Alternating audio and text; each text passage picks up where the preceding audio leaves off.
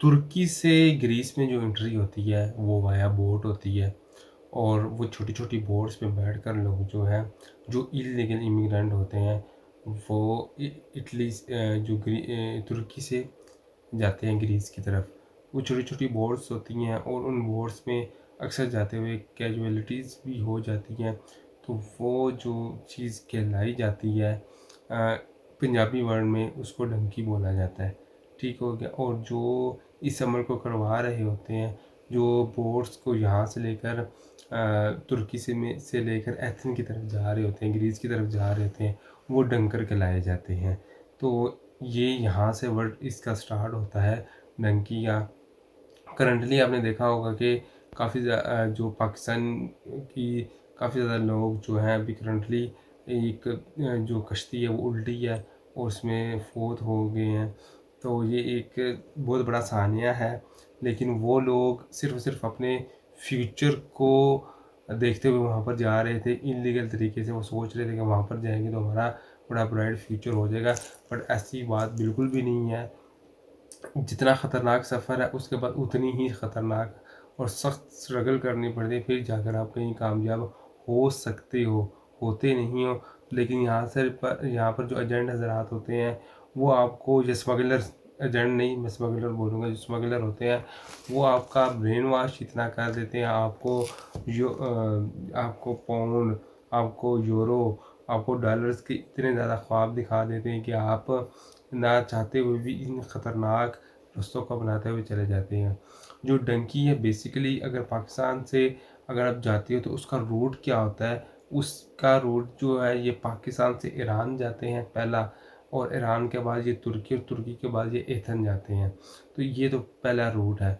ये जब क्रॉस होता है रूट, यहाँ पर सख्ती आती है, तो जो सेकंड रूट अपनाया जाता है वो पाकिस्तान से ईरान, ईरान से तुर्की, तुर्की से बल्गारिया, बल्गारिया से सर्बिया जाया जाता है और सर्बिया से हंगरी की तरफ जाया जाता था।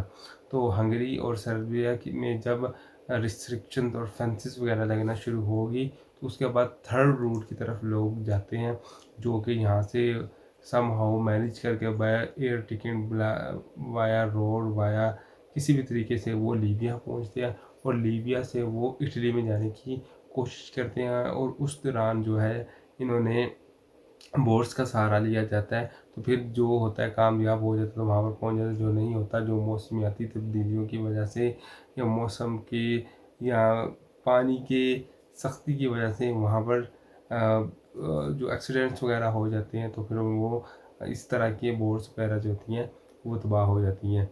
तो ये एक बड़ा ख़तरनाक सिचुएशन है जो थर्ड वर्ल्ड कंट्री के अंदर है। जो गरीब ममालिक के अंदर बच्चे हैं, वो हमेशा से ही ये सोचते हैं कि हम किसी न किसी तरीके से यूरोपियन कंट्रीज़ की तरफ चले जाएँ, और अगर वहाँ पर पाकिस्तानी, इंडियन या कोई भी बुज़ुर्ग है, तो वो यही सोचता है कि सारी उम्र मैंने यहाँ पर आकर अज़ाई की है, मुझे वापस अपने होम कंट्री में चले जाना चाहिए।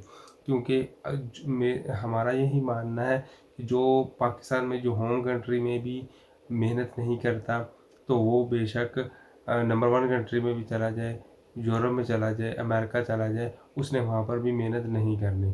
तो आप जहाँ पर हैं वहाँ पर ही अगर मेहनत करते हैं, जो पैसा आप स्मगलर को देते हैं, पैसा के साथ अपनी जान का भी सौदा कर देते हो, तो फिर मुश्किल तरीन मरहले से गुज़रने के बाद आप वहाँ पर जाते हो, उस वहाँ पर भी जाकर आपको स्ट्रगल ही करना पड़ता है। उससे बेटर यही है कि अगर आप वही पैसा अपने होम कंट्री में इन्वेस्ट करते हो, तो उसके बाद ही आपके लिए जो है बेहतरी हो सकती है। तो ये जो भी सानिया हुआ है, इस पे नहायत अफ़सोस है कि जो पाकिस्तानी उस कश्ती में फ़ौत हुए हैं। इससे जितने भी हमारे मुल्क के नौजवान हैं, उनको समझना चाहिए कि इस ऐसा ख़तरनाक रास्ता नहीं अपनाना चाहिए। जो पाकिस्तान के अंदर सबसे ज़्यादा लोग जाते हैं वो गुजरांवाला से लेकर रावलपिंडी के अंदर जो पूरी बेल्ट आती है, जिसके अंदर मुख्तलिफ़ सिटीज़ आते हैं, लाइक गुजरात हो गया, लाला मूसा हो गया, खारियाँ हो गया, सराय आलमगीर हो गई, सारे के सारे जो बेल्ट है, ज़्यादातर लोग यही जाने की कोशिश कर रहे हैं। वजह क्या है? वजह यही है कि उनमें से इक्का दुक्का बंदा जब वहाँ पर चला जाता है तो वो अपनी सक्सेस स्टोरीज़ को इस तरह पेश किया जाता है कि वो सबसे पहले पाकिस्तान के अंदर जो उनकी फैमिली मेम्बर्स होते हैं उनको या तो घर वगैरह लेकर दे देंगे या गाड़ी। उन्हीं को देखते देखते दूसरे लोग भी ऐसे तरीके को अपनाते हैं जिनमें से बहुत कम लोग कामयाब होते हैं, ज़्यादातर के साथ हादसा ही पेश आ जाते हैं। तो ऐसे तरीके को कभी भी अपनाना नहीं चाहिए। होपफुली ये वीडियो आपके लिए वैल्यूएबल रही होगी। नेक्स्ट वीडियो तक के लिए अपना ख्याल रखिएगा। अल्लाह हाफिज़।